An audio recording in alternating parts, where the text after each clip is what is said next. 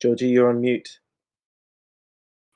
So sorry, guys, I've started my spiel on mute. I'll start again. Thank you so much for joining us today. It's really, really great to see you all here today. And whether this is your first conference with us or whether you've come to all of them, I can't believe we're on the fourth one already. We've had some really, really great speakers, and we've got some really more great ones coming along today to talk about all things experimentation. So Stephen, if I could have my slides, please. Thank you.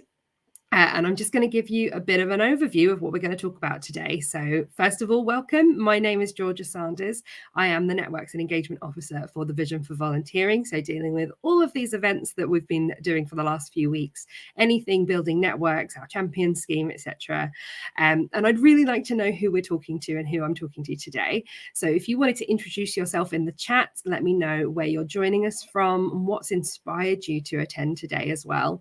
It's really great. It's really amazing for me to see who's come along, where you're all joining us from, and what network we have within the group today as well. So if you just want to introduce yourself and say hi, and see who else has come along, see if you know anyone, maybe meet some new people, that's great.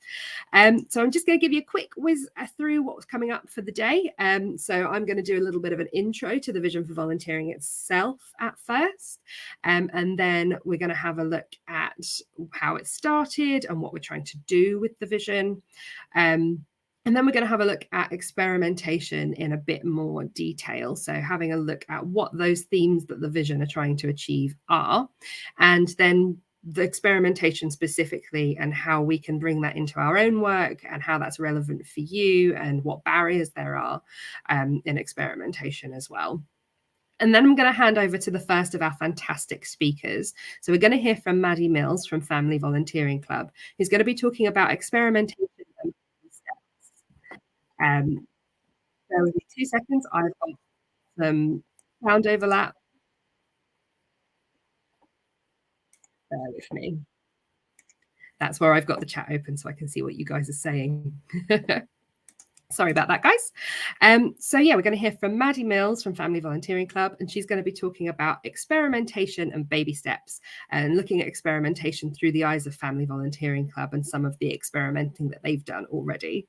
We've got a little bit of space for a comfort break in there as well, but I will say over the next few hours that I've got you, if you do need to take a little break, if you need to stretch your legs or stretch your eyeballs or grab a cup of tea or a glass of water, and just have some time to yourself, we will be sharing all of these slides and the full recording of the session on our YouTube within the next couple of days. So you can take a little break and you can catch up later, and you won't miss anything. So please do take breaks as and when you need. Don't feel like you need to be staring at the screen for the whole thing. Obviously, we want you to participate. We want you to have conversations with us and speakers. But don't put yourself in any discomfort. We will have a comfort break at 11:30 as well. So there'll be time to stretch your legs and just have a little screen break there. We'll then be hearing from Collette Brown, who unfortunately couldn't join us in person today from Young Lives vs. Cancer, but she has pre-recorded her session and we'll be talking about micro-volunteering and a great new micro-volunteering platform that Young Lives vs. Cancer has set up. And then we will have a little bit of a chat about what Colette's talked about in her video. And then there's some space for some networking at the end. So there'll be some prompt questions. There'll be specific breakout rooms for you to jump in and find like-minded people who are facing the same barriers as you, people who are working in the same way, and maybe people you want to collaborate with, and just get to know some of the other people that have joined us. Then there'll be a little bit of time with me for questions about the Vision for Volunteering and what's coming up next. And we'll talk through some of the Vision for Volunteering initiatives as well. So before we start, I just want to ask you a quick question. I know some of you will have been to some of these before, and I apologize. This early spiel is very similar. But I would love to know how well you feel you currently understand the Vision for Volunteering as a movement. So number one is you've only just heard of it. Somebody sent you the link this morning. You decided to come along and see what it was all about. And number five being, I know it super well. I know it inside out. I'm really confident I could explain it to my friend. I embody the vision in my work, and I really understand what it's trying to do. So there is a poll. There's a button at the side of your screen that says, have your say. So please, or underneath the chat box, sorry, that says have your say. So please do click that and let me know how you feel you currently understand the vision for volunteering. So I'm just going to give you a couple of minutes for everybody to let us know how you feel you currently understand it, and then I can sort of tailor how I do the next few slides based on the understanding in the group as well. I've thought for the last few of these that I should have some background music here while I wait for the answers to come through, but unfortunately I've not done that yet. So I'm just going to keep talking at you for a little while, but I'll just give you a little bit of time so that you can answer. And then when we get some answers coming through, we'll put those on the screen and we'll have a look and see how well everybody in the group today understands. Okay, great. Okay, that's a pretty solid answer. We've not got a lot of 5s, a few 4s, but the majority of you feeling about a 3, a 2.9, I'd say is the average. A lot of 2s and a couple of 1s as well. So I will go into a bit more detail on what the Vision for Volunteering does before we crack on. Thank you, Stephen. So I'm just going to talk you through now what the vision is, where it's come from, why we're doing it, what we're trying to do. This is a very broad, overarching explanation, but you'll understand as I go through that the vision is a very broad and overarching project. So that suits it quite well. So the vision is a 10-year collaborative project designed to create a better future for volunteering. So I want to focus on 2 things in that sentence. 10-year, it's super long term. So we're about 2 years into it, just coming up to 2 years into it now. So we've spent the last sort of year and a half really doing a lot of data gathering and talking to a lot of organizations and volunteers and people in the sector to understand what they feel needs to change and what the barriers are to those changes. And then creating a better future for volunteering, that's super broad. And I know that looks really ambitious and really broad, and that is by design. And that's because volunteering is a huge sector. What different volunteers do and what different organizations do is completely different based on what you're trying to achieve. And so some of what some people might find really useful in improving volunteering might not really be relevant for somebody else. And so what I want you to think about as we go through the next few slides and I go through the explanation is what is relevant to you? How do each of these themes and each of these things resonate with you? What are the barriers to you making those changes in your community, in your organization, and in your area? So like I said, the vision is a collaborative project. So we have a board of 7 different organizations who drive and steer the vision for volunteering. We look at what changes there are. We're the ones that do the research and find out what changes people in the sector are looking for and are hoping for and where people are struggling. And we're also the ones that try and figure out how we overcome those problems and also measure the impact that the vision is having over the 10 years and measure what changes we're making. And so those organisations, there's 7 of us, are the National Council for Voluntary Organisations, the Association of Volunteer Managers, the National Association for Voluntary and Community Action, Volunteering Matters, Sport England, Department for Culture, Media and Sport, and Muslim Charities Forum. So those are the organisations that build our board, if you like, and we're the ones that steer the vision. So why is the vision needed? So essentially what the vision is, I'll give you a little overview. So we spoke to more than 350 different people from over 300 organizations in our sort of early stages in our data gathering and design phase to help design the vision for volunteering. And what the vision for volunteering isn't, it's not a set of guidelines, it's not super restrictive, we're not imposing it upon you and telling you this is the way that you need to be working.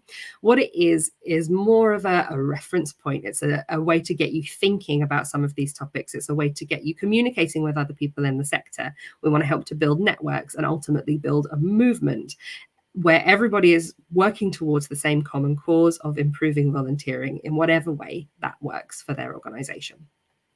So in late 2021, we ran a steering group and that carried out 14 different workshops across the country.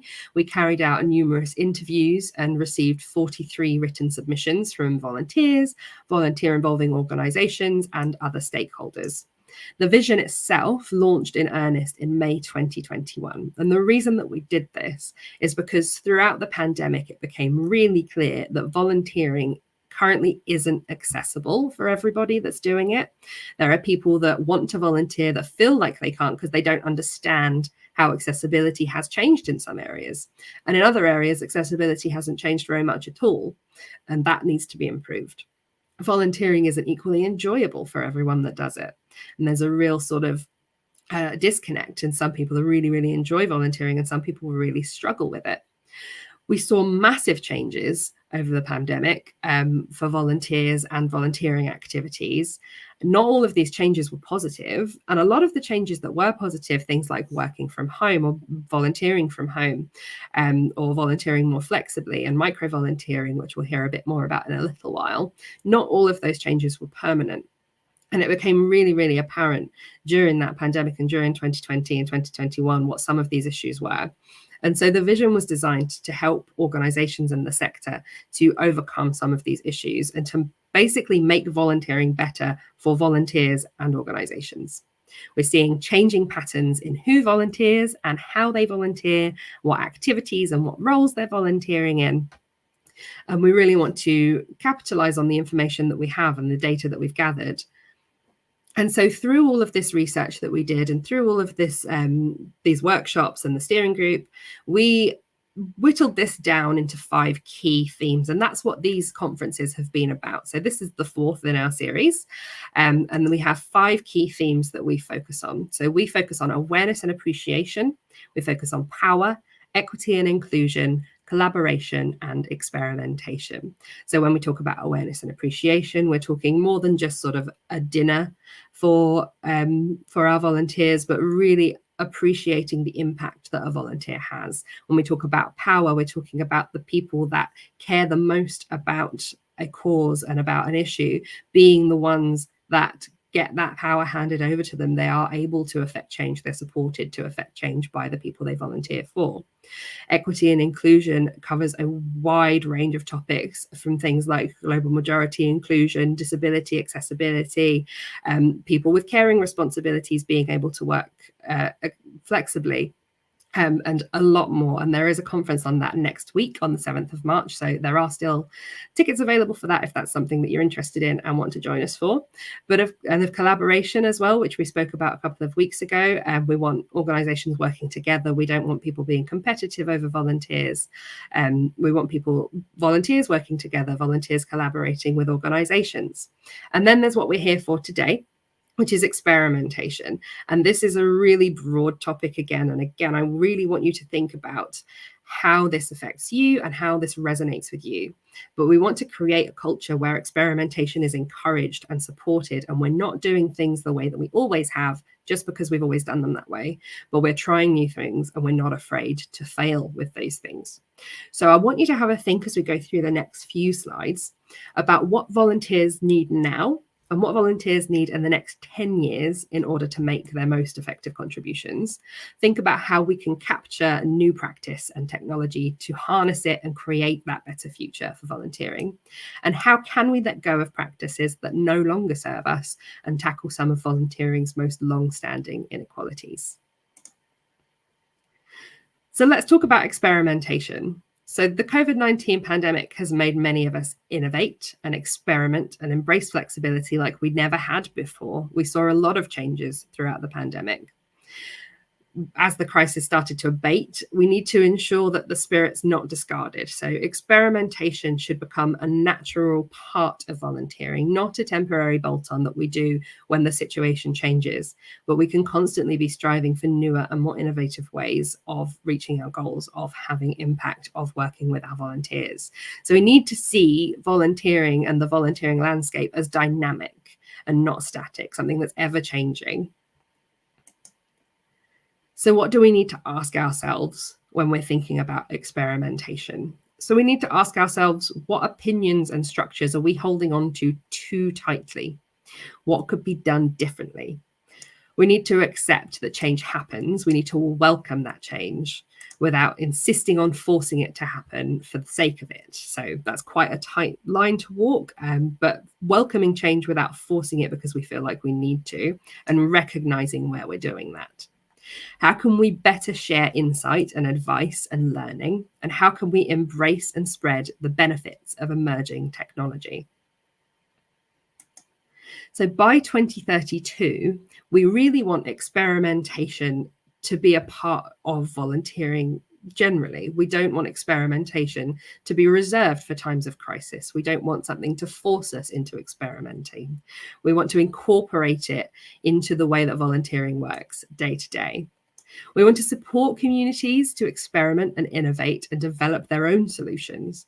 And we want those that create an enabling environment for volunteering, so leaders and funders and trustees and government at all levels, to support this culture of experimentation.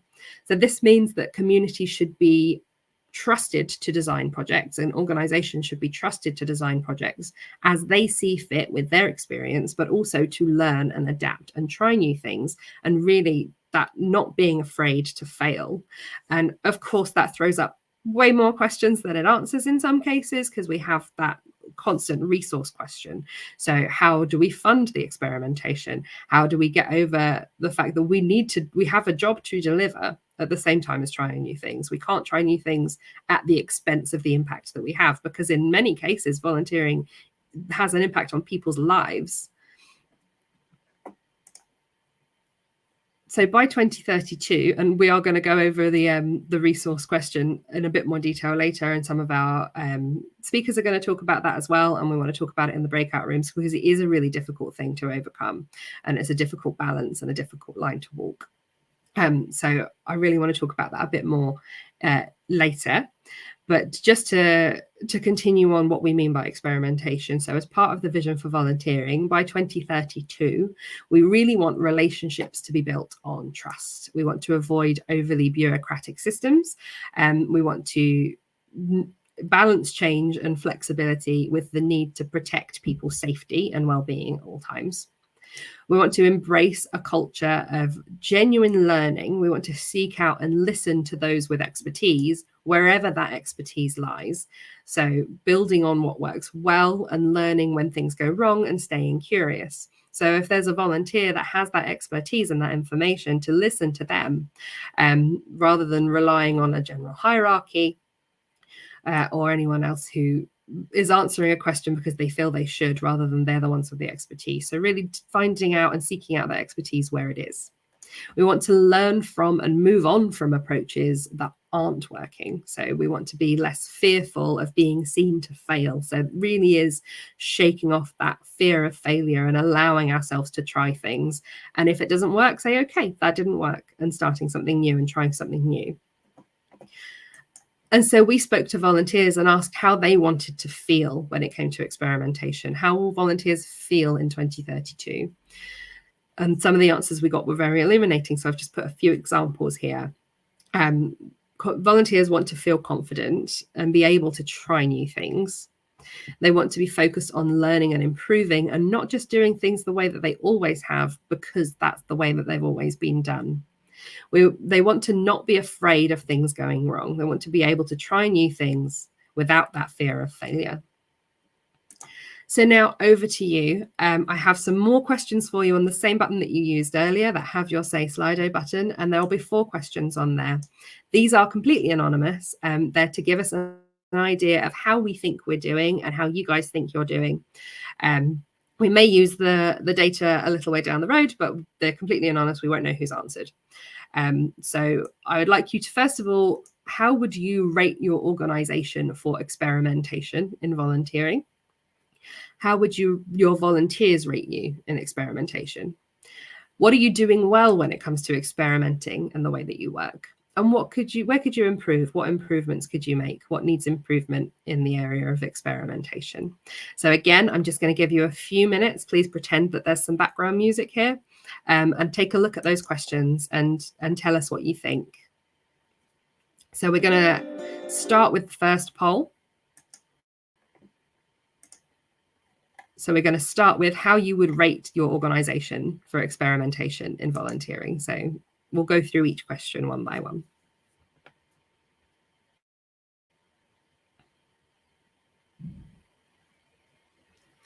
I have just had an offer for some background music. So Stephen, please go ahead.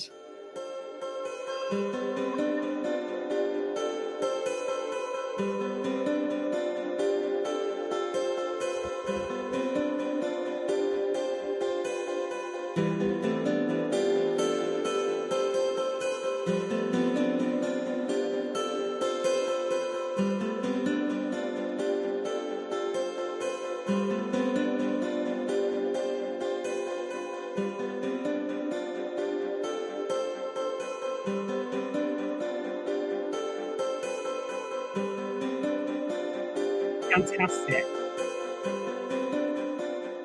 There, we can stop the music for a second, Stephen. Thank you. So 3 across the board, a few 4s and even a couple of 5s, which is fantastic.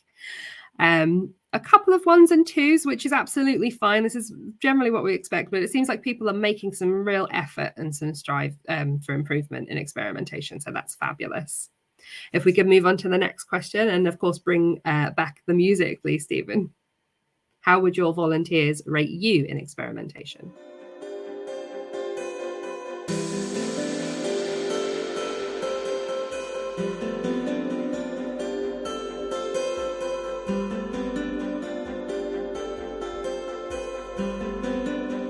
Okay, slightly different answers here.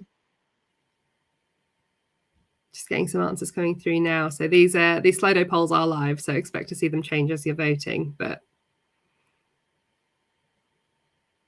just give everybody a chance. Again, it looks like a lot of 3s, across the board.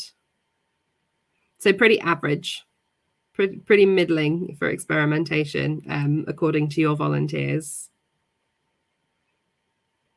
And I notice we've got slightly fewer 5s by the looks of it. So maybe your volunteers want you to be doing more.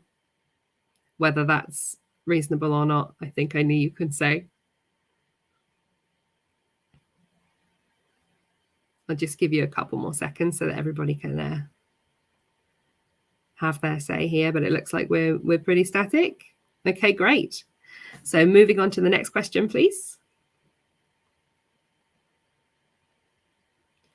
What are you doing well? So this will be a free text box. We're going to get a word cloud from this one. So what are you doing well when it comes to experimentation?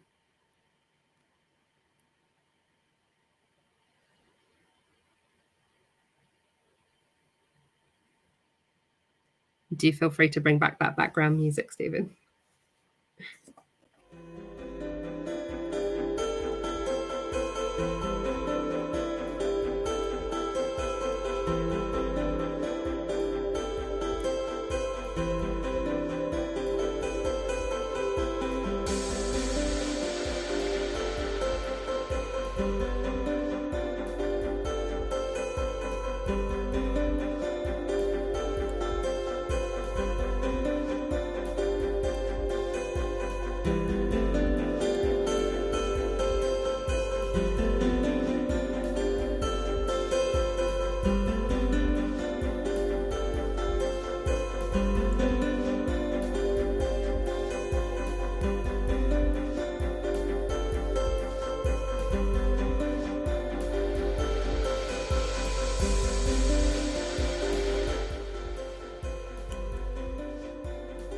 Amazing. So we've got some fabulous answers coming through now. Lots of people are saying listening to their volunteers, collaborating and being flexible, asking for feedback and then listening to that feedback, which is brilliant. Then we've got some other great, so we've got micro volunteering, inclusivity, trying new approaches, test and learn, thinking outside the box. That's a great one. I'd love to know what you mean. Fantastic. Yeah, lots of collaboration, lots of listening, lots of flexibility. Okay, great. If we could move on to the next question. So what needs improvement for you specifically in your experimentation?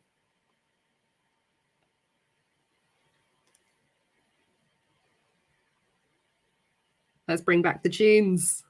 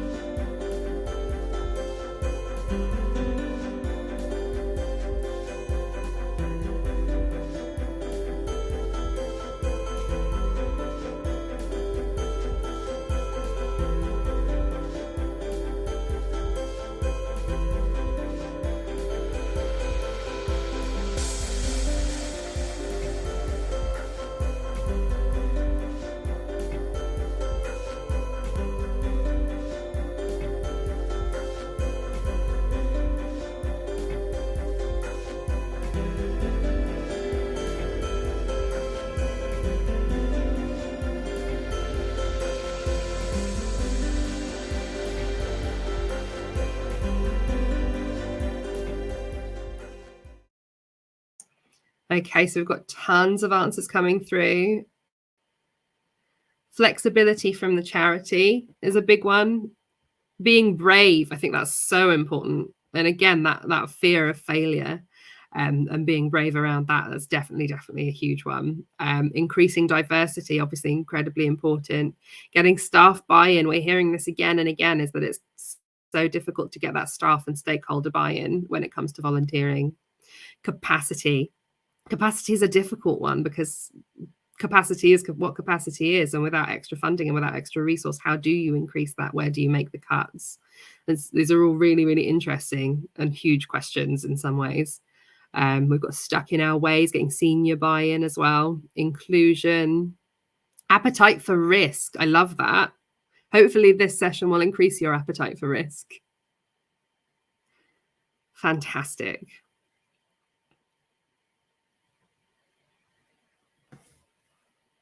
Okay, great. We've had a comment as well that somebody's didn't go through. So someone's asked, added longer funding durations, and NHS and council bureaucracy as well. That's a huge one, I think, for a lot of organisations. Okay, great. Thank you. If we could just go back to the slides. Brilliant. So thank you so much for participating in that. I think it's really reassuring to see a lot of people are having the same issues as you, but it's also really lovely to see a lot of people are making the same changes and the same positive step forwards as well. So thank you for that and for taking the time. And so now I'm really, really pleased to hand over to Maddy Mills from Family Volunteering Club, which is a fantastic organisation. I'll let Maddy tell you all about it, talking about experimentation and baby steps. So Maddy, over to you. Hello, everyone. Good morning. I hope you can see and hear me. I can see nobody, so I'm hoping this is all magically working well. It's lovely to be in the virtual room with you all today, and thank you ever so much, Georgia, for the invitation to speak. I'm very humbled because I'm sure there's lots of people in this room that could equally have done a presentation like this about experimentation. So I'm looking forward to hopefully getting some conversation going and sort of collaboration. I'm going to start a timer so I don't waffle on. So just bear with me 1 second. Let me just hit go. So this is me. So I'm Maddy. I run Family Volunteering Club, which is a project that I set up in 2019.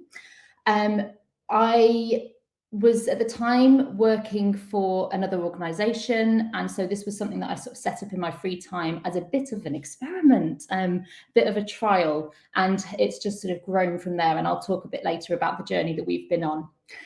We are now a charity. We have charitable status as of November last year, and we we create and deliver regular fun volunteering sessions, which are specifically for aged 0 to 9-year-olds, plus their grown-ups, their parents, carers, grandparents, neighbours, whoever that may be. We are keen to give opportunities for young children, for that age group, to participate in community. So today I'm going to talk a little bit more about what we do around the theme experimentation, of course, and the journey that we have been on. But we're now hopefully going to switch to this is a very short Instagram reel. So apologies for the very lo-fi-ness of this, but it's about 30 seconds and it just gives you a bit of a snapshot of some of our sessions. So Stephen, can we play that video? Clap along if you feel like a room without a roof. Clap along if you feel like happiness is the truth. Because I'm happy. Clap along if you know what happiness is to you. Because I'm happy. Clap along if you feel like that's what you want to do. Marvelous, wonderful. Hopefully you all saw that. So yeah, you can see that on Instagram again, if on our Instagram page, if you want to have a look. But it just brings the sessions to life a little bit for us. So next slide, please, Stephen. Wonderful. Oh, next slide after that, in fact. So our mission, that's it. Brilliant. So we want to make volunteering as a family in their leisure time, in a family's leisure time, as easy and part and parcel of family life as, for example, going to that football lesson at a weekend, going to that swimming lesson, going to the park. We want family volunteering to become as normal and integrated in family life as those sorts of activities that we already, lots of us already do. We want children to learn in an age-appropriate way about some important societal issues. So those young introductions are really important, and those issues can span from food poverty, homelessness, environmental and greening, all sorts of different questions. And we speak to our communities about what they would like to be spending their time doing and where they would like their children to learn about. We want the children that come along to feel connected with their community. We want them to feel pride and a place that they want to spend time and make better. And for adults, we want to give them the opportunity to volunteer because, as I will talk a little bit more about, a lot of adults with caring responsibilities and with children do not volunteer.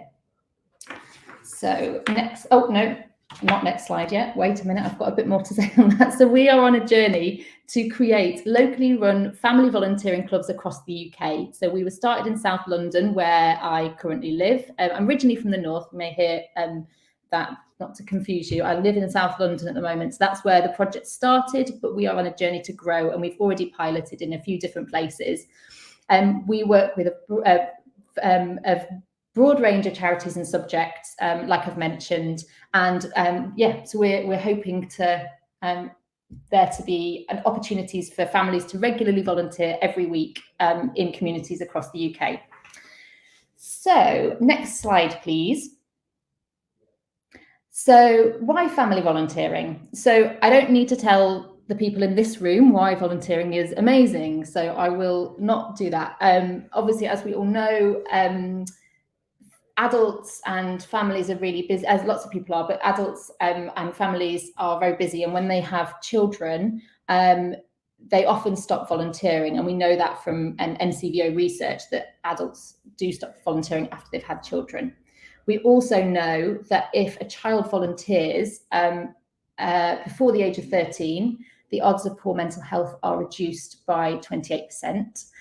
So it's a really positive thing for children at a young age to get involved with, and sets them up for kind of those teenage years.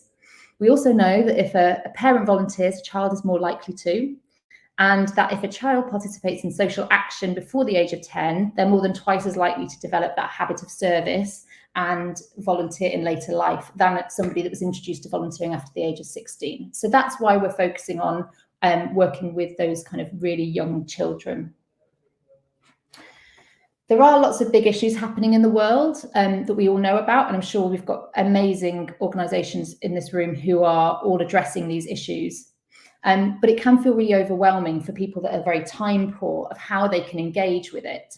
I really believe strongly that everybody has something to contribute to society, and what we need to do is find ways to remove barriers and mobilise the communities that have those barriers to participate, and let everybody do something, however small that is, because those small acts will add up to, you know, big positive movement. So obviously the impact that our programmes have on the children, we're educating them about these societal issues in that age-appropriate way. We're developing the pride in their area. We're giving them new skills and school readiness. So if that's particularly for the under fives group we work with. We're letting them know that they have a really important role to play in their community. They've got a really powerful voice, and they can make that impact even though they are young. And we want them to have lots of fun. So our sessions are super fun, and we've designed them in that way.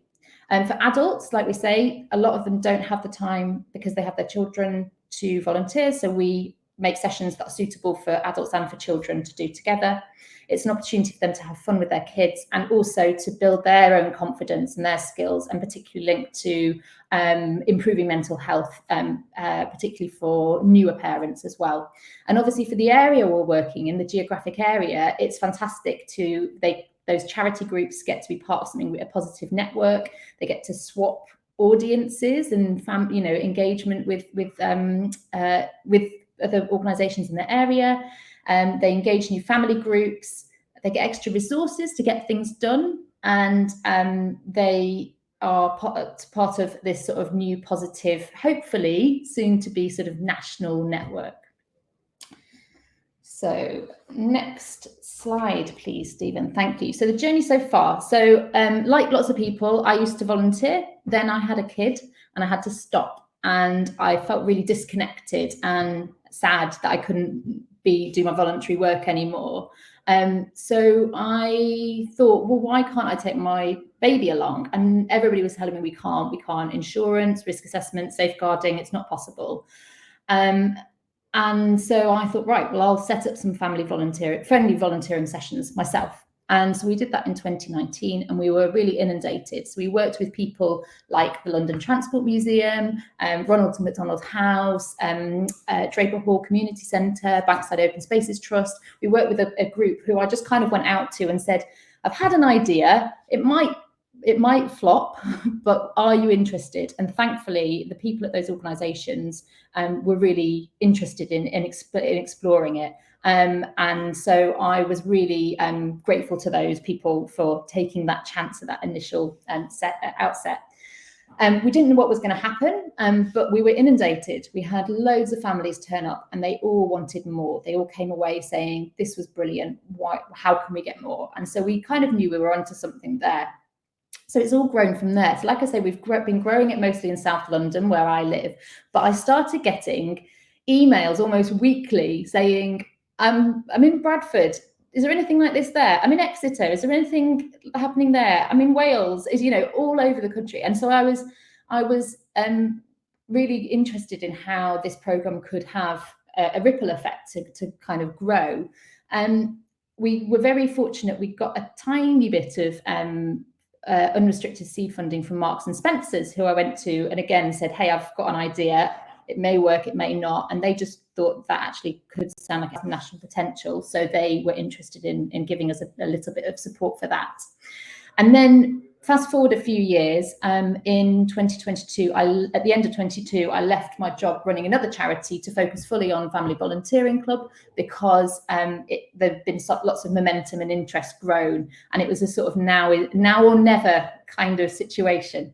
So since then, we recruited 5 fantastic trustees. We have registered as a charity. We've developed our programmes in South London. We did a pilot last year in Stevenage, and we're currently fundraising to grow that this year. We secured funding to do a pilot in Abergavenny in Wales, which we're working on at the moment, and we'll be launching in May. We were a finalist for the Stephen Lloyd Awards, which is an incredible, if anybody hasn't heard of it, I really recommend you look at, I think they've got applications open at the moment. They support innovative social action projects. And we did a big programme for the Big Help Out as well, supported by Mishkondareya. So for me, it was a very organic kind of process to grow the project. From something that was very much a side, is this something, is it not? And then we really followed our noses for a couple of years just to kind of grow it with the appetite and the demand from our participants, from our families. I had a bit of a there's nothing to lose attitude to this. So kind of being able to just go into meetings quite freely and just talk about the project, because it didn't, when you're growing something from the ground up, the stakes aren't very high, if you know what I mean. So I think in terms of the theme of experimentation and risk, I think it was a very that sort of definitely attitude featured in my approach, is the sort of nothing to lose, really. So next slide, please. So the future. So we are working hard with our board of trustees. We are developing our operating model, so we know how to grow. Like I say, we're doing pilots in other places and we're learning all the time from those pilots. We're also, and like lots of people, doing lots of fundraising and looking at how we can develop a sustainable funding model, because it's tough out there. It's tough out there. We know the work we're all doing is fantastic, but it's difficult to get your hands on cash and partner with the right funders. We want to develop this national network of local coordinators. So when we develop a programme in Manchester and Newcastle and different places, it's not going to be me doing it. It's going to be somebody local, somebody embedded in the community. So what we do is very much train that person up. So what we'll end up with is this national network of local coordinators. these programs will be locally run, meaningful and impactful. They will make a difference. We also want to work in to embed some research into our programs as well. So once we're a bit more established in a few areas, look at how we can measure impact in that more deep way. So ultimately, we want to grow our scale, but also deepen our impact as well. So that's next slide, please, Stephen. Lovely. So experimentation. So I'm just going to hone in, obviously, on a few examples of experimentation in Family Volunteering Club that we've had along our way. So next slide, please. And I will also acknowledge, again, you know, we're in a really tough, it's a vital sector, but it's tough. There are challenges with resource, with funding, and there's a lot of pressure already. And I think experimentation can often be seen as an innovation is like Georgia said at the beginning, it can be seen as a bolt-on. We don't want it to be that. We want it to be something that is part and parcel of how we're all able to think. So I really, just to caveat this conversation with that. So here's a couple of sort of themes I'm just going to talk through briefly. So removing barriers to volunteering. So as I've mentioned, that's what we're all about. So our sessions are entirely flexible. Families can sign up for one. They can sign up for more than one. Most people come back, which is wonderful. But you could just come to one if you wanted. There's no briefing in advance. People just have to turn up on the day and we tell them the instructions on the day. So it's very light touch. And it's entirely child friendly. So we bookend, it's a 90-minute session and we bookend it with a story and snack and a sticker and a song. Depending on the age group, we do a game or a song. So it's this sort of wraparound child friendly activities. So we're working really hard to remove those barriers. Reaching new volunteers. We know there is the appetite out there from research and from our own kind of work and development. We know there's a lot of people that want to engage with volunteering. Interestingly, we also get a lot of people coming along to our sessions who just want something free to do with their kids. So the voluntary aspect isn't necessarily the initial draw. They go, oh, you're doing some free bulb planting. Oh, you're doing some free sorting out, at the food bank. Or we'll come along because it's something free for us to do, and the actual civic participation element isn't their primary motivation. So we're really happy that we're kind of appealing to families for different reasons. We are sort of halfway between being a volunteer program and a child's activity service as well, which is really important to us as well. So trying something new and challenging systems. So like I said, when I first started out, I was hearing no because of safeguarding, no because of insurance. So we've kind of done a lot of work to try and tackle those things and go, well, what safeguarding do we need in place? We've done a lot of work on safeguarding. So our sessions are reserved only for the families and the children that come along. Sometimes we have interface with service users. Like we do a lot of intergenerational volunteering, for example. So there's obviously extra safeguarding measures we do with that, but we've kind of developed that sort of robust safeguarding practice to make sure it's all works well. Insurance as well, we were hearing that out from a lot of people, so we've tackled that one. Efficiency of some people said, some groups were saying to us, well, we would love our families to come in, but we're so busy, we don't really have time to spend teaching children how to do it. They're not going to get it done. And that's true. Children are not the most efficient creatures. You could absolutely ask adults to do the tasks that we're asking children to do, and they would do it twice as quickly. But that's not the point of Family Volunteering Club. So really, we've kind of been trying to talk through that message. We also have a budget for each session, which, because again, just to recognise that it is extra resource for somebody, for a charity to work with us to do an extra session. So that's important that we do have a little bit of budget to pay for materials, a bit of staff time, cleaning the space afterwards, whatever those things are. COVID and remote volunteering, again, I'm sure other people have got some much stronger examples than us. During the pandemic, we had to flip and do remote volunteering as well. so we did a project between My Social, which is an Age UK Lambeth and Southwark project based in Brixton, and a local nursery group. So it was a bit of a curveball one, but that was, again, how do we try something new? And there were so many lessons we learned from that. And it is something I'd like to do more of. It's not our core work, that sort of remote volunteering, but it is something I'm interested in us looking at. The pace of how we grow. So as you can see from the sort of journey we've been on, it has been quite gradual, which has been really important for us, and those sort of taking those baby steps, if you like. It's also been based on funding, of course. We've had some funders say yes, we've had some funders say no, so we've very much had to kind of follow our nose. Somebody asked me recently, how many sessions do you do each month? And I say, it depends how much money we have. And I'm sure other people can kind of recognise that. We'd love to be doing two, sort of 2 sessions a week. We're not quite there yet.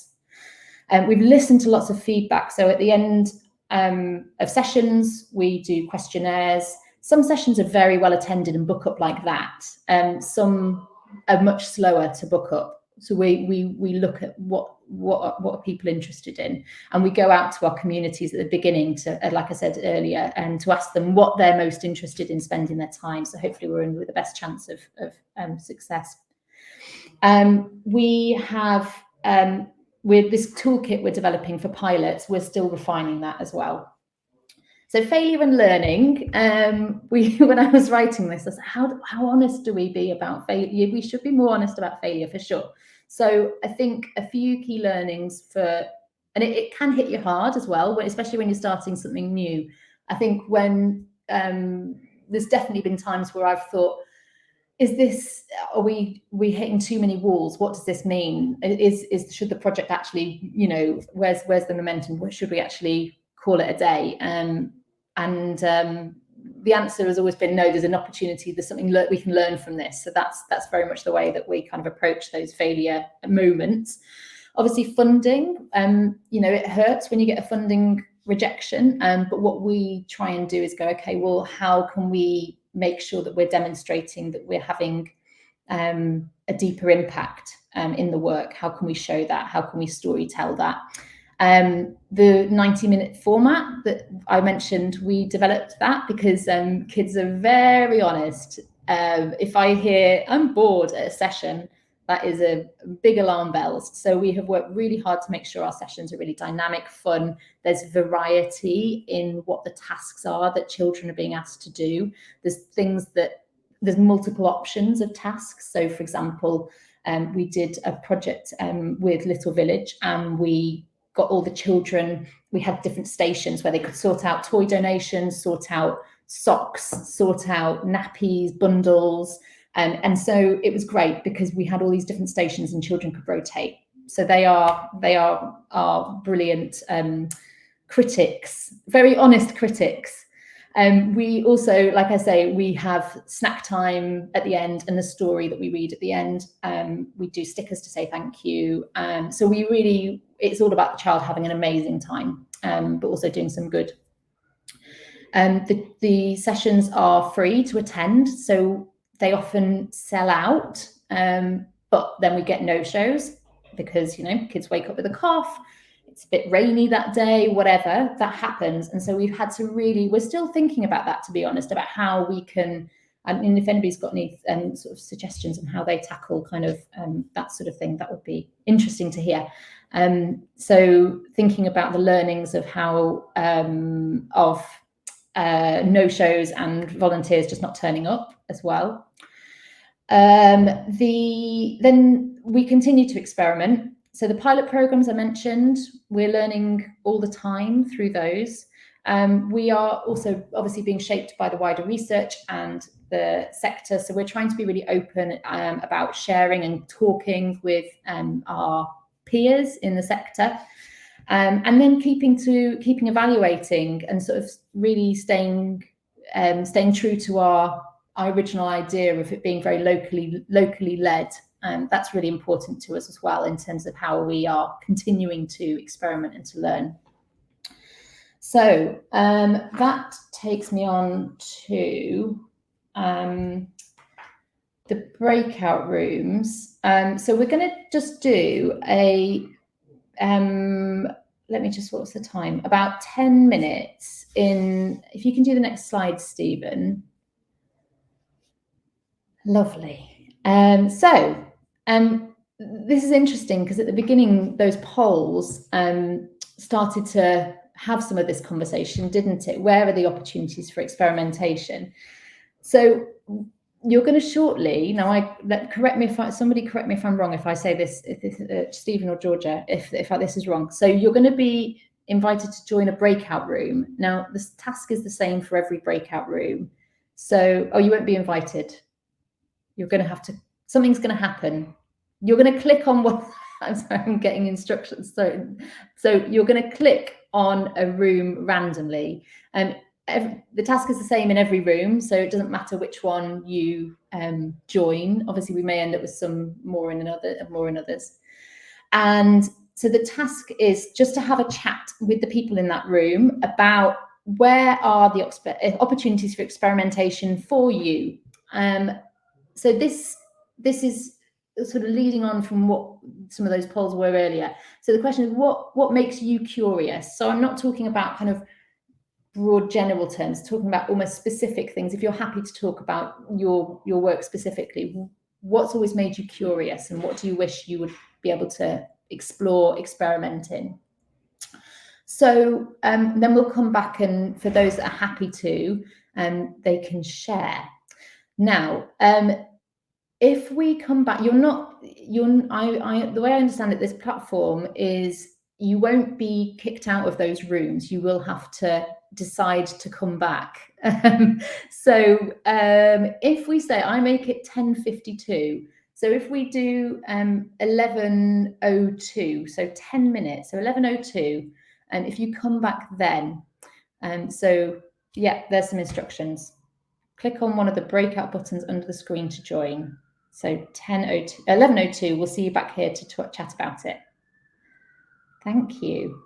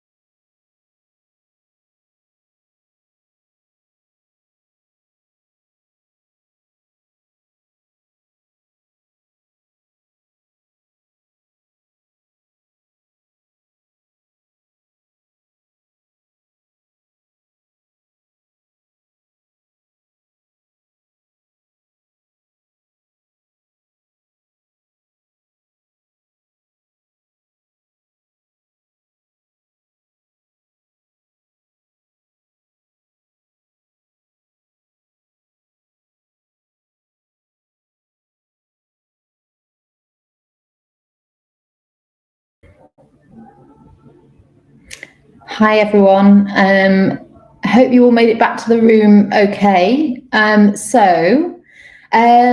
Stephen, this is very brilliant, the theme of experimentation, isn't it? I am now trying to work out how I can hear what people talked about on this wonderful platform. So I'm wondering if Georgia would like to join me here, and then you can relay.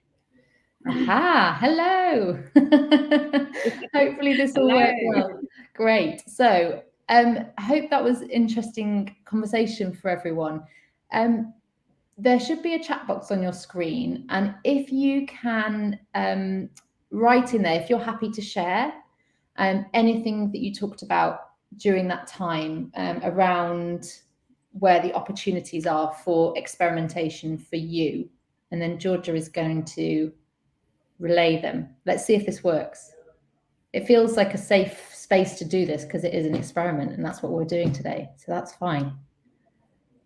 So we're just waiting for some comments to come through. I think there's a slight delay from us speaking and the audience seeing us. That's fine. We've had just one comment, just that there wasn't a lot of time to chat. So I just will reassure you that there is more networking time and time to chat later on in the session. So if you'd like to continue this conversation, there will be space for you to do so. You're also welcome to use those breakout rooms during the break if that's something that you want to do as well, which is coming up shortly. But I'll just give everybody a couple of minutes to drop their comments into the chat box. So we're getting some through now. So we've got Sarah Hickey from Vosca. Their group spoke about introducing corporate volunteering, where this isn't in place already, and also if offering corporate volunteering on either side of this arrangement, then trying to think of new and creative approaches such as wreath making was one of the things that's come up.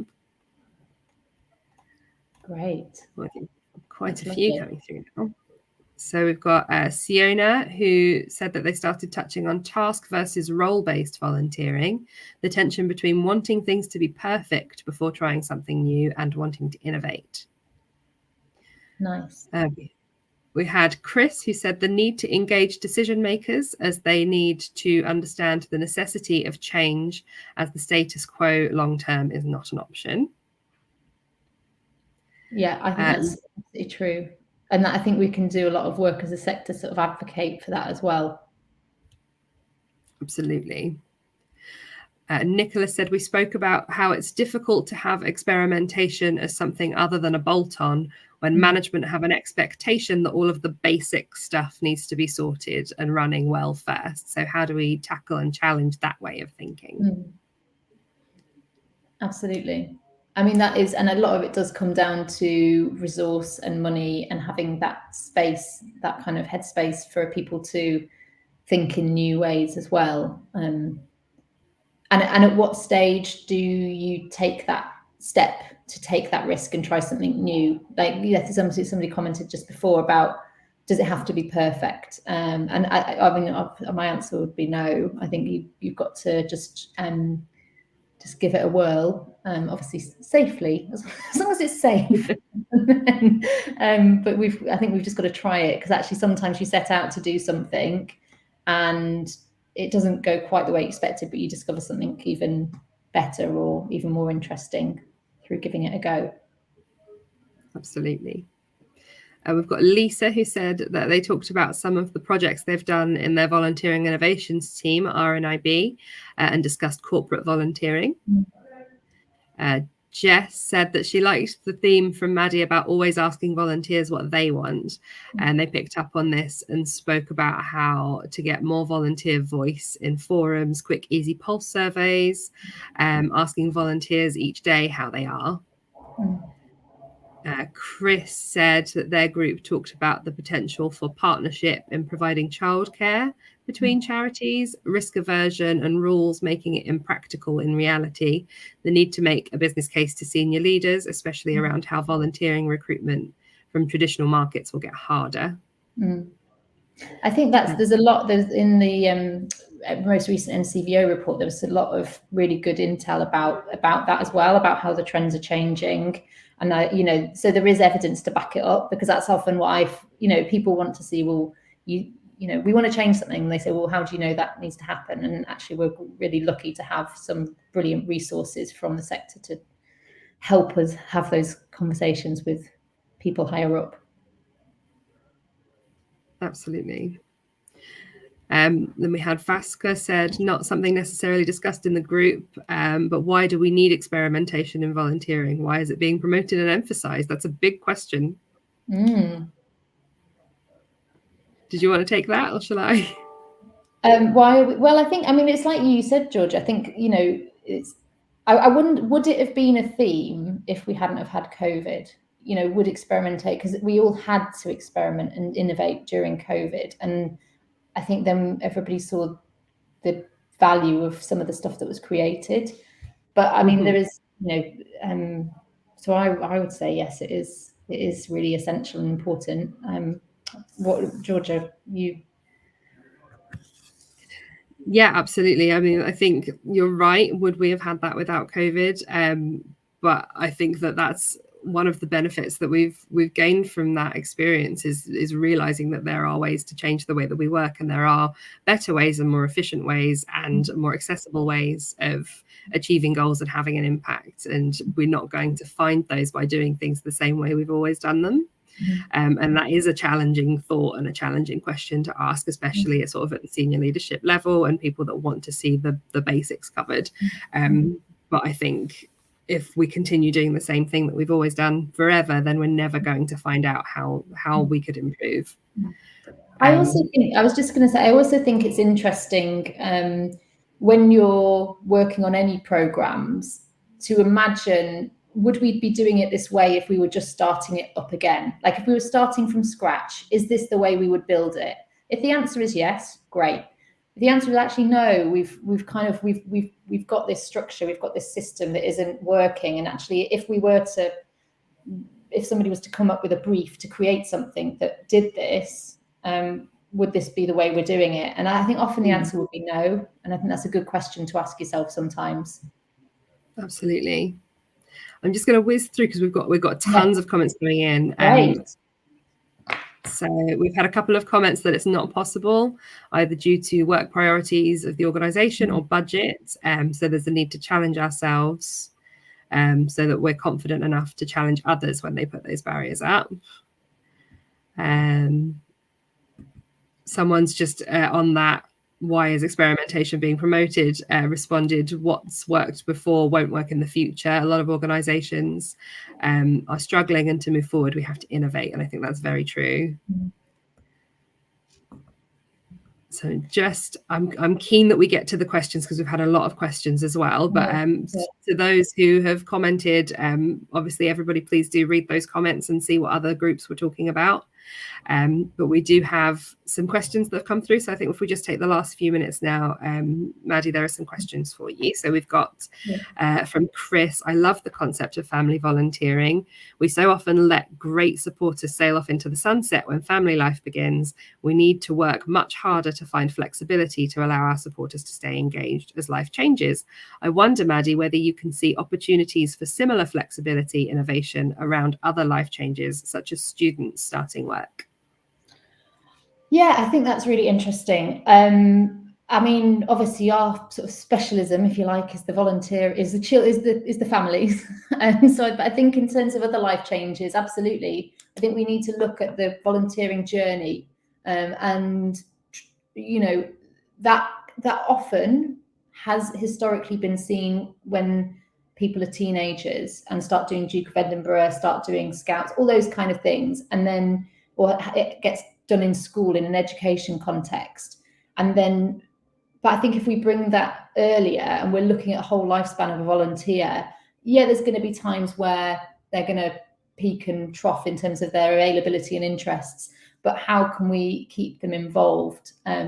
So I think it's about looking at the whole piece of the volunteering journey. But I think there's loads of opportunities for innovation before that, for sure. Fabulous. And then there's a question from Jess. Did you get involved in the big help out last year? And do you have any tips on linking with schools? Yeah, we did. We did a program. So we brought a load of our charity partners together to do a drop-in afternoon of volunteering, family volunteering, which was brilliant. Schools. Now we deliberately exist outside of the education space because there are some fantastic volunteering sort of civic engagement projects that go into schools and talk about environment, talk about all these different issues. I mean, for secondary school, First Give is a great example for that. But so we deliberately aren't doing that. And we do link with schools in the fact that sometimes we'll promote and say, we're doing this, could you send it out to people? But we don't really do a lot beyond that. And because we want it also to be equally engaging for the parents and carers to come along too. So not to be seen as something that is part of the formal education system. Okay, great. And then from Vasca, does the Family Volunteering Club have any plans to help other charities and community groups to make their volunteering more family friendly and get around the problems with safeguarding, risk assessment and insurance? Yeah, so, you know, as we grow, I mean, if you are interested in whether you're kind of from an organisation or from an area, if you are interested in talking about setting up a pilot in your area, please send me an email and I'd love to chat to you. I have just had a baby, so I'm not working as intensely at the moment as I will, so you're getting out of office, but I will get back to you. This is obviously part of the opportunity for me to come and have a chat with you all is to kind of make those connections. So please do reach out. And exactly that. So we've developed the toolkit to do all those things. We've made all the mistakes. we know how to do the insurance. We know how to do the safeguarding. We've got a toolkit ready to go, which is kind of what our thing is about. So then we recruit a local coordinator, we train them, we manage them from Family Volunteering Club, and then equip them, give them the tools to be able to grow a program in their area, working with all those charity partners. So then they can go out and talk to you about risk assessments, about insurance, and kind of build that program. But we're trying to keep it as I say light touch. Obviously everything is protected and robust, but as paperwork light as possible, if that makes sense. Yeah. Great. And then from Kat, do you have any special insurance or risk assessments in place that allow this activity to happen? Yeah, so again, that's sort of leading on from that last year, we do. So we've got policies and procedures that are specifically about children doing voluntary work. So that's something we've developed over the years. Yeah. Great. And from Sam, have you come across any specific barriers raised by organisations you've tried to partner with, and how have you got around those? We absolutely have. So some people say, I don't get it, why would we want families in? And then we talk about, you know, I mean, to be fair, not many people say that, because a lot of people do see the positives of it.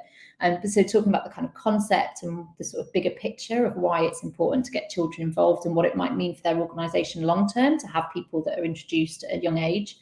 In terms of those practical things, like what about insurance, what about risk assessments, we work through that all with them.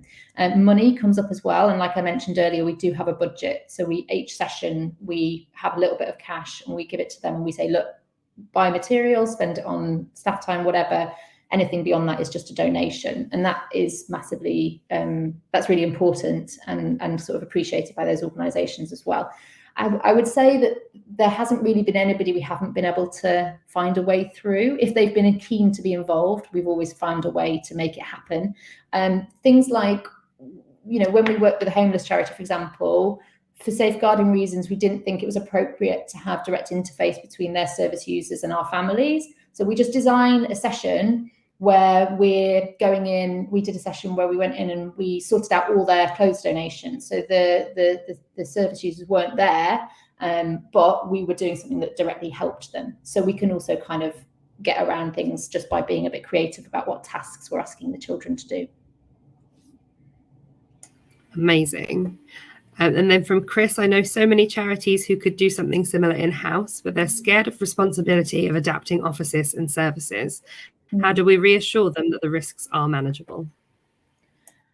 I think by showing them that it's possible. I think once, because this is sort of new territory, and I hear that quite a lot, that they would love to do it, but it's just a bit of a big thing to tackle. And that's sort of why we'd love people to come on board and do family volunteering clubs, because then what you're doing is, it's not just you in your area doing it by yourself. You've got 5 charities in an area, or 10 charities in an area, that are all going through it at the same time and connecting and learning, and supported by Family Volunteering Club. And like I say, we've got the toolkit there. So it's a much more safe and reassuring kind of way of building the programme. But I think in terms of showing that the risks are manageable, I think the evidence just, it's happening. So it is worth it. Fantastic. This is from Sarah, have you given any thought to enabling of parents and carers to take on trustee positions in charities, reducing barriers, i.e. trustee boards that allow very young children or babes in arms present, or have childcare arrangements alongside? That's really interesting, because maybe this is just me, I wouldn't think that was an issue. I wouldn't have thought, this is maybe my naivety, I wouldn't have thought that would be an issue. Like, I've been on calls with my baby. We've got boards of trustees we've got trustees that if their kid comes on screen, it's fine. If their cat comes on screen, it's fine. You know what I mean?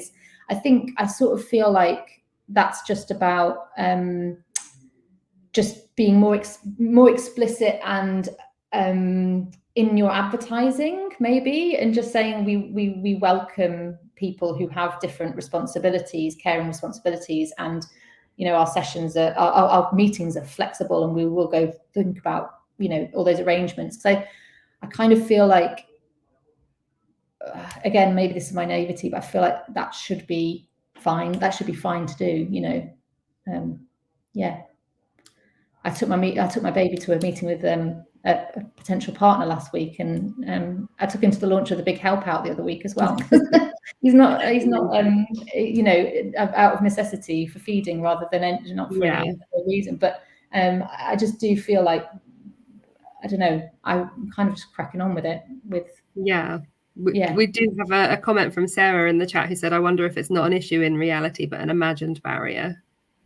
Yeah, I think, and it's about confidence with those people as well. And again, like setting the example, I went, the Big Help Out launch, I was there, and it was broadcast on the One Show, although I did hide in the other room during that, just in case we had any squawking. But I was, just took my baby along, and it was fine. It was great. And people, I sort of think it was more, we can see that behavior and normalize it, the more positive. That's my opinion on it anyway. I'm sure other people may disagree. I totally agree. And then just one final question from Chris, who says, are you needing any trustees, Maddy? It's just the kind of organisation. That's a lovely question to ask. We will. So we recruited 5 founding trustees last year who are absolutely amazing. I'm so grateful to them. You can see a bit more about them on our website. We are going to be doing a skills audit this year and kind of looking at, so we've got 5, like I said, and then we are going to be looking at how we can increase our trustee, our board this year. So yes, you can sign up to our mailing list or reach out to me on all that kind of jazz to hear. Thank you. Fantastic. Thank you so much for joining us, Maddy. That's been absolutely brilliant. I think people have really, really got a lot out of the session, and we've got some great comments in the chat as well. So thank you so much, and for answering all of those many, many questions as well. So thank you so much.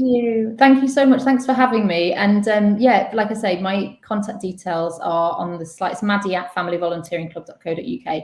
So you can send me an email and I will get back to you if you want to reach out, or on LinkedIn or anything like that. Thanks, Georgia, for having me. All right, cheers. Take care, everyone. So as well, if you do want to contact Maddy, we'll have a post-event email going out that will have her contact details, her email address, and her LinkedIn. So any more questions for her, then please do feel free to get in touch.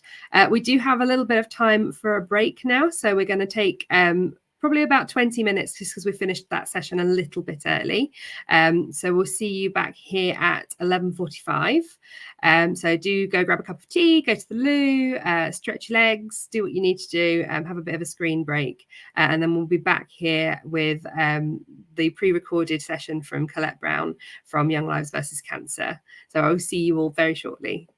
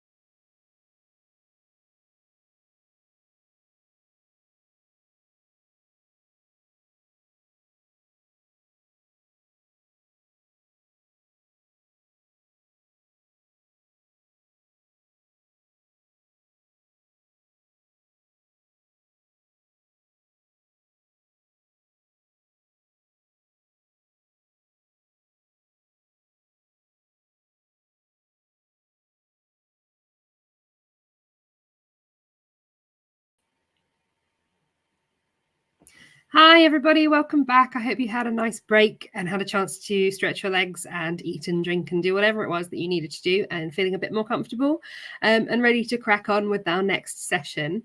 I also, just to say, there will be more breakout space and more time to chat towards the end of the session as well. So don't worry if you wanted to continue some of those conversations you were having earlier on, there will be a chance to do so.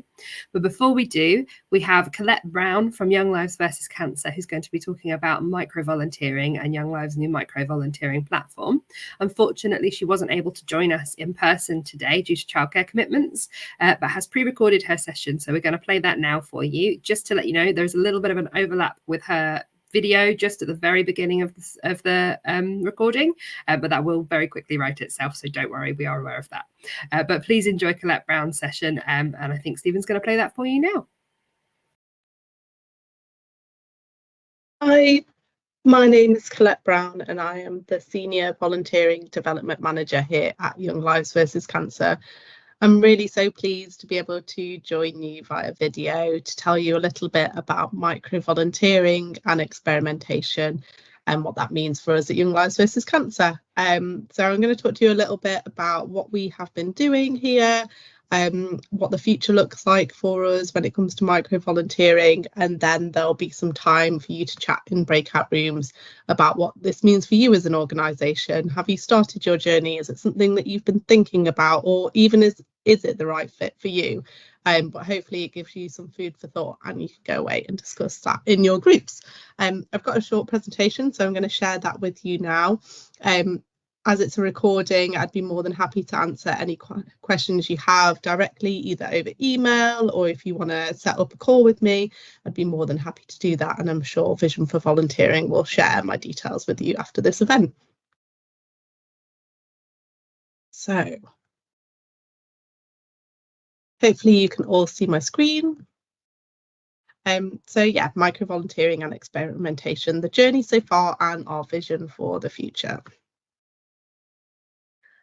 So defining micro-volunteering at Young Lives versus Cancer. So micro-volunteering isn't something that is new to us at Young Lives versus Cancer. We've been doing it for a really long time. We just wanted to define it and make it a clear path and a programme for our volunteers here at Young Lives versus Cancer. So a micro-volunteering opportunity is a short-term, low commitment, easy to access and easy to complete opportunity to give your time, skills and effort to do something that contributes to the goals of Young Lives versus Cancer. And it's this last bit that's really important for me. It's something that contributes to the goals of Young Lives versus Cancer. All our micro-volunteering opportunities are really meaningful. So just because they're short-term, low commitment, easy to access and easy to complete doesn't mean that we don't require skill or time or effort. It means that they're all really, really meaningful, and that's super important to us here. The micro-volunteering for me is sort of that happy mix between our more traditional volunteer roles that I'm sure all of you have at your organisation, something that requires a bit more longer commitment, a full induction and briefing, and the in-between a short task or opportunity. Micro-volunteering is definitely something that is low commitment and can be super short term. It can take an hour, or it could be something that happens over the course of a week or a month. But the point here is that it's not just a task. We want our micro-volunteers to feel 100% part of our team at Young Lives versus Cancer. So it's that happy medium in between the two, where they can give their time and expect to not give commitment to the organisation, but we really want them to feel engaged and part of our team, and hopefully they will go on to do something more for us in the future or another second action across the organisation. So what types of opportunity do we offer? So we class these as level 2 opportunities. So those that need no references, but only a criminal records declaration. Essentially, they're really low risk, and they require no more than a short brief or induction. Again, they're really meaningful and impactful opportunities. There's a huge variety and breadth across the organisation. So how did we begin? Like I said, our micro-volunteering opportunities haven't started recently. We've been doing them for a really long time, but we had been running sort of campaigns, so mass participation opportunities for micro volunteering, with our biggest one being World Cancer Day 2020. So we had over 800 volunteers complete a bucket collection, giving 2 hours of their time all across the UK in our Morrisons stores when we had our Morrisons partnership. That was in February 2020. Flash forward, we know what happened. COVID-19 pandemic hit and all of our volunteering came to a complete pause. What didn't stop, though, was our thinking around volunteering and how we needed to harness the energy and the impact and the power of volunteering during the pandemic had been.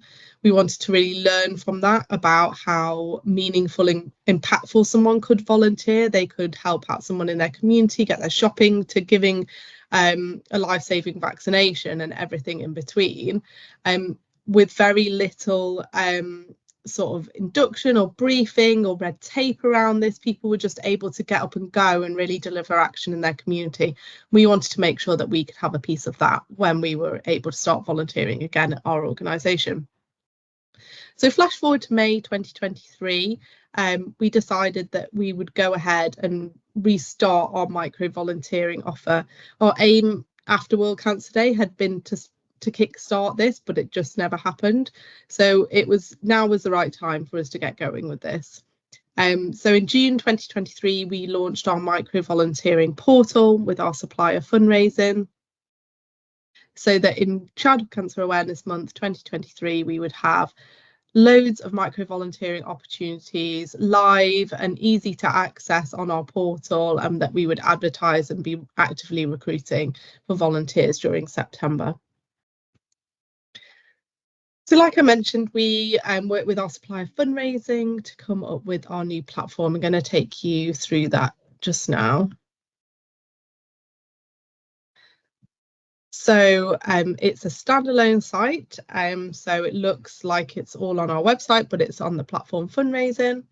But we essentially use this as a way to attract people into the organisation. So we will use this link for adverts, and we will direct people straight to this website through QR codes. So we wanted to make sure if anyone was completely new to the organisation or completely new to volunteering, that they'd have all the information at their fingertips when they log onto this website.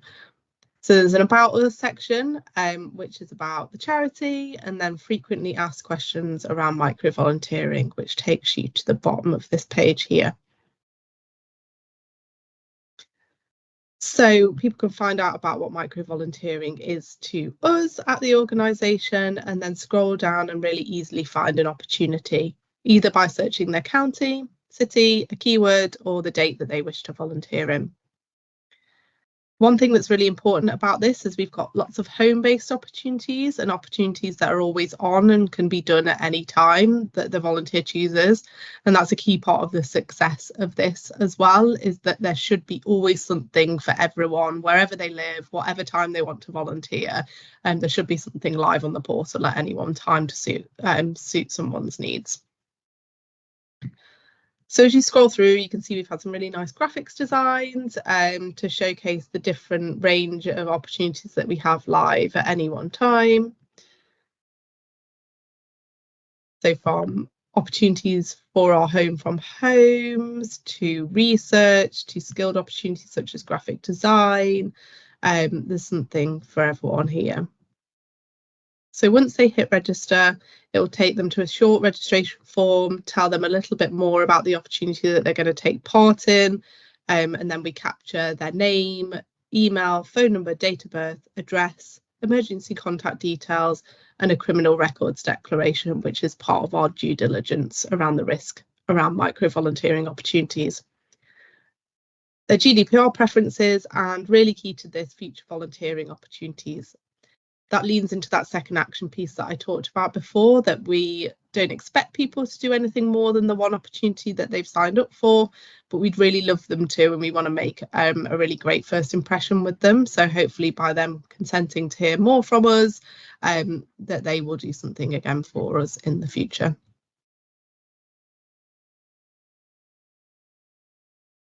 So jumping back into the presentation.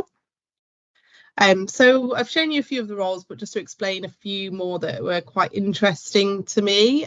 So we've had some home from home opportunities, so decorating one of our home from homes that support children and young people and their families going through cancer by offering them free accommodation, a slip or walk away from the hospital. So this opportunity in particular had been ring fenced for one of our corporate partners. So we're able to password protect certain opportunities so we can reserve them for certain groups of people. We can have speaker opportunities finder. So we have a lot of research opportunities that people can do anytime from their homes. So that's looking for speaking opportunities in their local communities with Rotary groups, WIs, all that kind of thing. We also have a grants research opportunity. So some of our micro volunteering opportunities work really well in conjunction with our typical roles. So we do have some volunteers that are grants and trusts writers for us at the organisation. So this one supports their work. So they work really nicely hand in hand. And then we have some really skilled opportunities. So graphic designers, proofreaders, video editors. So although it's really low commitment, that doesn't mean that they can't be highly skilled, so we can ask for specific skill sets from our volunteers as well. So stakeholder management, a really key part of the success of this project was having strong stakeholder management. So I recruited a team of micro volunteering reps within regional fundraising. This was mainly to maintain the momentum for the project. So we would regularly chat about different opportunities that are coming up, what is a priority for the team at this moment, different campaigns that we could get involved in, and making sure that they were the expert within their teams when it came to talking about micro volunteering opportunities. We business partner with key teams across the organisation to create new roles. So it's essentially a way of working with them to generate roles. This might be with teams that haven't really interacted with volunteering so much in the past. So it's sort of a nice starting block for them to engage volunteers in their work. I sort of have an open door to other teams to create roles as and where they see fit. So they themselves might approach the team with a micro volunteering opportunity. We regularly share success stories, so people see that and want a part of it and come to us directly as a volunteering team. It's about spotting opportunities in other areas of work as well. So I'm super proactive in making sure I'm regularly checking Yammer or Teams or different parts of the organisation for their work and what they're working on. And I'm always asking myself, could that be a micro volunteering opportunity? So campaigning, for example, whenever we ask someone to write to their local MP, I approached our campaigns team and asked them if they'd like that to become a micro volunteering opportunity. So although in one sense it's a campaigning opportunity, in another it's micro volunteering. They're still giving their time to add to the wider cause of Young Lives versus Cancer. So why not use our portal to make that an opportunity for our prospective volunteers as well? All that being said, we've still got a way to go in engaging all teams and being truly visible across the organisation. I said before that the key to this for me is making sure every team is involved in this and having a really true breadth of opportunity live on the platform. But we've got a way to go in doing this and making sure that we've got suitable opportunities across the board. So a really key part of the success of this project as well was social media engagement. So we trialled a carousel advert during Childhood Cancer Awareness Month. So that led people directly to the portal that you've seen previously, but also specific opportunities on the portal itself. So this was really pivotal in recruiting a steady stream of new volunteers throughout the month. We did see as soon as the ads were turned off, we no longer had that steady stream of recruitment anymore. So it really showed us that in order for this to continuously work, we need campaigns and to keep chipping away at getting new volunteers in. So we had a test and learn approach from that first campaign in Childhood Cancer Awareness Month, which led us into our New Year, New You campaign when people are looking for new opportunities during January. So we had a trial of a different set of carousel adverts, but this time there were no team targets. So during September and Childhood Cancer Awareness Month, our regional teams had a target to recruit a certain number of volunteers. We wanted to see how successful our portal would be without sort of a team target as well. And we saw that it still maintained a momentum of recruitment. So although we were more successful when it worked in conjunction with a team target, it still got new people through the door. So our next iteration of this will be for Big Help Out in June. So another great opportunity for us to showcase micro volunteering, and we'll be learning from that social media piece as well and doing some different bits, especially around Instagram and Facebook stories. So what have we learned so far? So just a nice quote from one of our micro volunteers. Micro volunteering has been a great way for me to fit some volunteering into my busy lifestyle. So yeah, micro volunteering can be that thing where someone's been really keen to give their time to a cause, but just doesn't think that they have the capacity to do so. And it's given people in a different demographic the opportunity to be able to do that. So our headline results. So over 370 individual volunteers have registered to complete volunteering opportunities within the micro volunteering portal since we launched in August 2023. Of those 370 volunteers, 73% have opted in to hear more about future micro volunteering opportunities. We've run the 2 key campaigns so far, Childhood Cancer Awareness Month, New Year, and Sing Wonderful You campaign.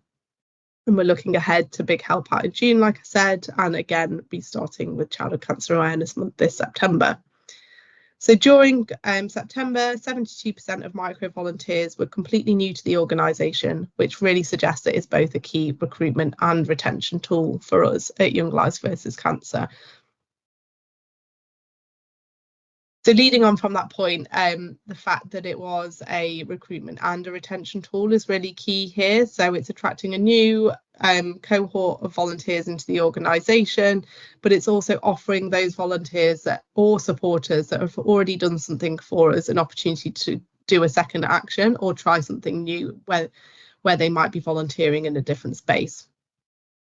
What I really love about micro volunteering is it's action-led versus recruitment-led.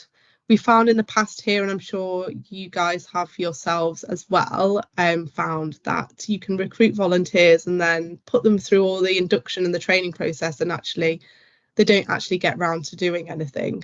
Whereas micro volunteering is so instantaneous that people can do an action really, really quickly, and they almost get the bug and want to do more. And I really love that about this piece. So it means that very few of the volunteers that we recruit actually go on don't go on to doing anything. The majority of our volunteers will have some sort of action after they've signed up. We diversified our volunteering offering, meaning that our volunteer representation was wider, more home-based, and offered varied opportunities. As I said, there's so much potential for second action. So that might be someone that has a connection to cause and wants to give back to the organisation, to go on and do some more fundraising. It might be network mapping, seeing who those volunteers have connections to in their local communities. And it's a step into parts of our organisation who haven't previously involved volunteers. And another quote, I chose to volunteer for this as I want to support the great work you do. And I like writing Christmas cards. So basically it's a win-win arrangement. So someone who had the time to give to us, but knew we were a great cause as well and wanted to give back. So these are our opportunities by type, listed in order of their popularity with our volunteers. So bucket collections remain top of the list, as they usually do. But like I touched on before, this was one that had a team target and a really vested interest from our fundraisers to make them a success. So it's sort of no surprise that bucket collections come out top. Following them, we've kind of got sort of a level playing field with the next 3 or 4 opportunities. Card writing was one that was really interesting to us. So it was one that we had never done before, and we just trialled on our system because some of our fundraisers needed help and time in writing Christmas cards to their supporters.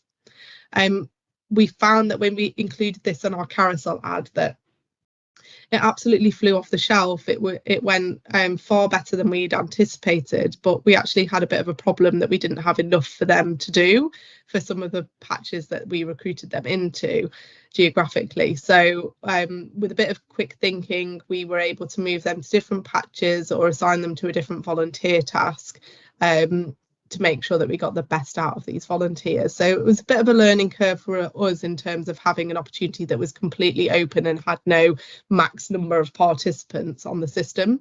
But the thing it really did teach us is that card writing is a great entry-level volunteering opportunity and a really great recruitment tool. So it's something that we're going to use in the future to try and attract new and bigger numbers of volunteers. Research is always really popular, so whether that be helping the local fundraiser, look at new corporate partnerships, to the trust and grants writing opportunity as well, and everything in between. It's a great opportunity that people can do from their home. And application writing itself was really popular, something that we do have volunteers doing already. But that they could do really low level opportunities in their local community, and we had loads of volunteers sign up for this for very few opportunities, so we were really pleased with that and know that we can do so much more. So volunteers are part of our One Team. So One Team is one of our values at Young Lives versus Cancer. So from researchers to grant writers to Christmas card signers to bucket collectors to cheerers to video editors, volunteers give their time and specialist skills in every kind of way to help us. So our micro volunteers are absolutely an invaluable resource. We use their people's time and skills, bringing us closer to our fundraising targets and overall goals of the organisation. So by testing and trialling and integrating volunteers into every part of our work, it enables us to expand our networks. Our business as usual going forward needs to be think volunteer. So like I said, any opportunity that could be a micro volunteering opportunity, we really need to harness. It's definitely our dream to have opportunities across the organisation, and this is definitely a springboard for showcasing how impactful volunteering can be across our work. So what will we do going forward? So our head of volunteering, Suzanne Barnes, coins it a beast that constantly needs feeding, and I really like this because I think a lot of organisations have trialled launching micro volunteering and found that has a really great start, and then as time goes on it's not as successful or don't get as many recruits as they thought in the first place. But we really need to maintain momentum with this. So whether that's coming up with new opportunities or testing and trialing and tweaking and coming up with different ideas and constantly engaging our stakeholders, we need to keep doing this in order for it to be a success. We're going to relaunch micro volunteering out to the organisation after every campaign that we do, so people are aware of what's going on, what's changed, and how we're testing and trialing and experimenting with it. We're running ideation sessions around micro volunteering with different teams, again, to maintain that micro volunteering momentum, get them thinking, if they've never engaged with volunteers before, how they can use this as a springboard to enable them to do so. We definitely need to run regular recruitment adverts on social media and improve our micro volunteering processes. We're also thinking about launching a snapshot survey, so whether they loved it, felt indifferent or hated their volunteering opportunity, just a quick 3 response question around that will help us delve in deeper around how people feel from these opportunities, because we want them to have a great first impression. So this is time where you can go off into different breakout rooms and think about micro volunteering at your own organisations. So for all the questions below, if you click on the relevant breakout room, this will take you to that and you can discuss these questions. So number 1, what goals do you have around micro volunteering for your organisation? Number 2, is micro volunteering right for your organisation? 3, what do you change or experiment with when it comes to micro volunteering? or 4, what can you immediately do to progress micro-volunteering at your organisation? So I'm not entirely sure on time, but you'll be told how much time you've got, and you can go out into your breakout rooms. But like I said at the beginning, thank you so much for listening to my talk. If you do have any questions around micro-volunteering at Young Lives versus Cancer, then please do reach out to me. Be more than happy to have a chat about how this can work for you guys, or just share tips. I'm sure we can learn more from each other and how we can improve our own processes here. So enjoy your conversation, and thank you so much again.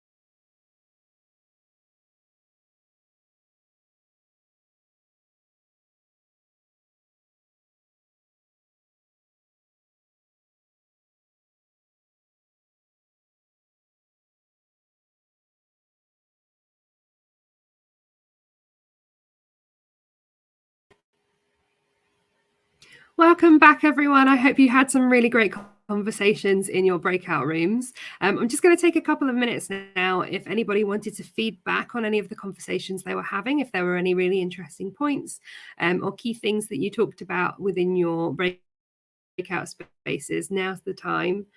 Drop those into the chat. I'll pick up on a few. If there's loads and loads of comments, then obviously people will have a minute to read through those and see what the other rooms were chatting about. So I'm just going to give you a couple of minutes now to let us know any points that you made that you think were really important, any questions that came up that you feel maybe you didn't answer and maybe somebody else in the group has got an answer or a bit more experience, or something that us at the Vision can take away and think about as well. That's all really valuable to us. So I'll just give you a couple of minutes just to drop any comments into the chat. As I mentioned before, you are a few seconds behind me, so there might be just a little bit of quiet while I wait for your comments to come rolling in. I'm sure you've got plenty to say.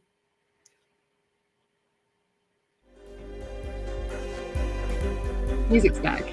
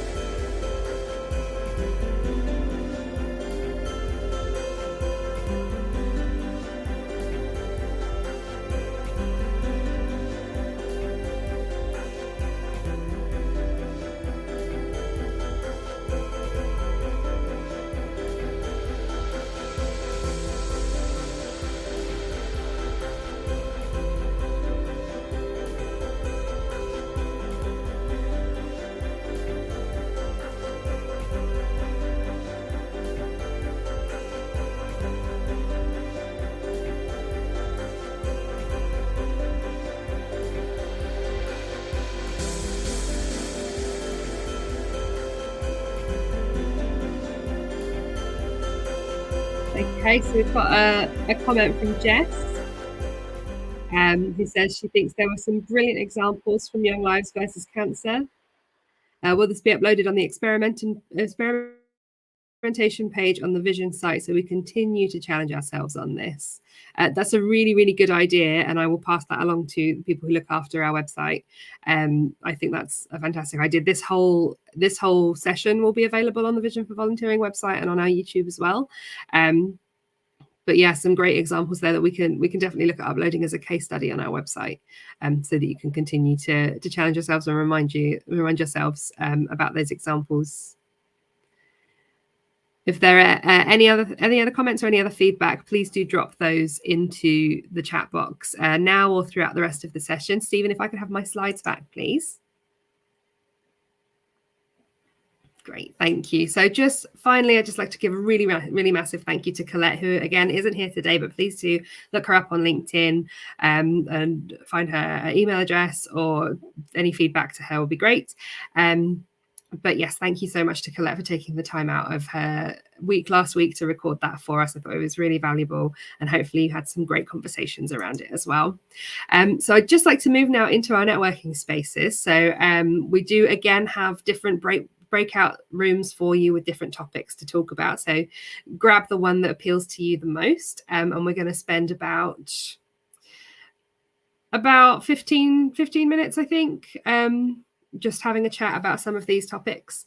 So the first breakout room 1, would be feedback corner. So if you're currently experimenting on something, if you're currently doing something and you would like some feedback, or if you are doing something well and you'd like to give some feedback on someone else's project, then head into breakout room number 1. Into breakout room 2, micro volunteering. So if you want to continue that conversation on micro volunteering and have a bit more of a chat about that, then please do head into breakout 2.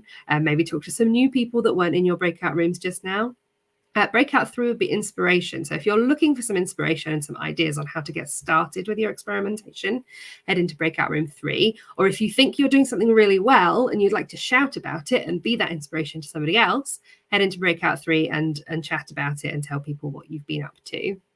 Then in breakout 4, we're looking at overcoming barriers. So if you would really like to start doing some experimentation, really like to start trying something new, but you don't know how to get past a certain barrier, and you'd really like some feedback on that, and you'd really like some ideas on how to overcome that, then head to breakout 4. Or if you feel like you could lend some expertise to that area, head to breakout 4 and people can have a chat and make some connections around how to overcome some of those barriers to trying new things and that fear, failure, etc. And then in breakout room 5, just a general chat. If you want to have a cuppa, get to know some people, bit more low stakes, bit more low key, and just have a general conversation around volunteering, the sector and the vision, and generally experimentation in general. Then head over to breakout room 5. We will come back here at 12:50, but please do go and feel free to dip in and out of rooms as well if you feel like you're not getting what you want from one room, or if you feel like the conversation sort of come to a conclusion or you've got what you wanted out of it. Feel free to dip back out, head back into one of the other spaces. We will leave this slide up so that you can see what's going on in what room. But please do head into the breakout spaces as you did before using the buttons below, and we'll see you back here at 12:50.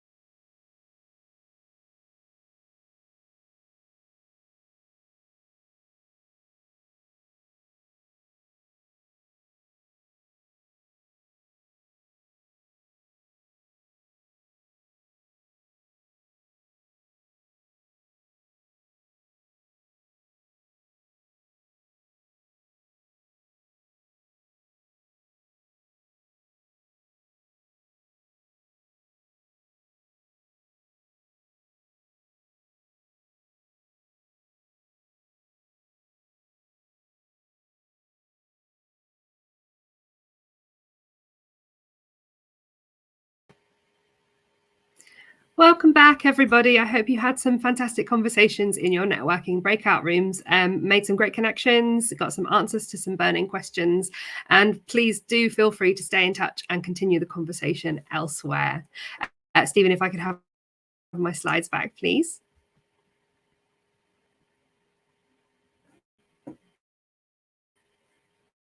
Great, thank you. There we are. Fabulous. So thank you so much for coming along today. I hope you all got something valuable out of it. I will be dropping a feedback form into the chat, or Stephen will be dropping a feedback form into the chat any minute now. So please do take some time over the next 10 minutes, just as we finish, to let us know what you thought of today's session. And whether you've got any feedback, what you thought of the speakers, what you thought of the platform, because all of this helps to plan our future events. And we really do take that feedback on board and make changes based on what you guys thought. It's also just really good to hear if you think we're doing well, and if you think the speakers are doing well. It's all just really useful for us. So before we go, I just wanted to talk about a few resources and a few other things that we do at the Vision for Volunteering that are available for you now. So first of all, we do have our Vision for Volunteering toolkit, which is available to download on our website now. And this essentially is everything you need in order to promote the vision and to build that movement in your area and in your community, and to promote those 5 key themes that we talked about earlier, things like experimentation. It will help you to present a presentation on the vision, or to host a workshop with people in your communities or in your organizations, and really help to get that stakeholder buy-in for what the vision is trying to do. So like I said, this toolkit is available now for free download on our website. Also, if you're feeling particularly passionate about the vision, we are currently recruiting vision champions. So you can champion the vision for volunteering in your organization or your community. So I'm just going to have a quick whiz through what a vision for volunteering champion is and what that means for you. Anyone involved in volunteering, anyone in the sector, can sign up as a vision champion, and you can commit as much or as little time to that as you want. So it can be as simple as posting about it on Facebook and on LinkedIn and saying, I really like the vision for volunteering and I think they're doing great things, which I hope you do. There are plenty of opportunities for Vision for Volunteering champions to get involved and to help build the Vision for Volunteering movement. So you can pick and choose what feels right for you. And these opportunities include, but aren't limited to, because we like to get creative, championing those 5 themes within your spaces, within your organizations, your communities and your groups, etc. Encouraging your spaces to commit to Vision for Volunteering pledges. So saying they're going to make a small change or a big change over the next year or the next week or the next 10 years, and holding them accountable to that change. Being mindful of the vision themes in your work and in your volunteering. Attending events on our behalf if that's something that you'd be interested in, or speaking at events on our behalf as well if that's something you're particularly passionate about. Sharing the vision aims and themes with your colleagues and your community, holding the vision accountable in being an example to others in the sector, participating in focus groups and steering groups and filling out feedback forms and making other contributions to the development of the vision. So we really want to hear back from you on whether you think we're doing the right things to make these changes and to make these improvements, and what you think with your expertise and from your experience we could be doing differently. And then, of course, over to you. So if you have any ideas on how we can help build the Vision for Volunteering movement, we would really love to hear them. Anyone within the volunteering space can sign up to be a Vision for Volunteering champion, whether you're a volunteer manager or a volunteer or a charity leader or anyone else in the sector. If you're passionate about the vision, then this could be an opportunity for you. So there is a button just below me just saying become a champion with a little trophy next to it. And if you're interested in this opportunity, then just give that a click. There's a very simple form that you can fill out to apply to become a Vision for Volunteering champion and build the movement that creates a better future for volunteering. So what happens now?